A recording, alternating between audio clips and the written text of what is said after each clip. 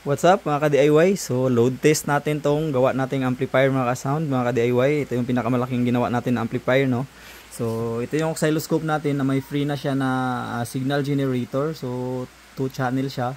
Pero yung signal generator niya is ano lang, is maximum amplitude niya is 3 volts. So hindi siya makaka-hit talaga ng clipping kung saan aabutin yung clipping. So pero try lang natin. Ayan, naka-load yan mga DIY mga sound ng 8 ohms na dummy load. So tara, try natin. So ayan, power on. So yung blue is yung sa output, yung red is a stepper. So try natin.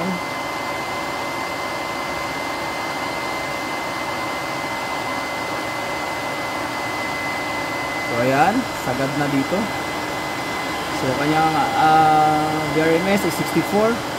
Stepper yung red. Ayan, full na yan. Ito kasi sensitive, hindi ko pa nakalibrate. Pero wala pa yung clipping mga ka-DIY, mga sound. So sana magdating yung mag-order ako ng yung may maximum amplitude of 10 volts na signal generator para mahit talaga yung clipping niya kung hanggang saan abutin ng ilang watts talaga ito. So ito temporary lang muna mga ka-sound, mga ka-DIY. So yan lang muna yung inabot niya. Pero malayo pa sa clipping niya mga ka-sound.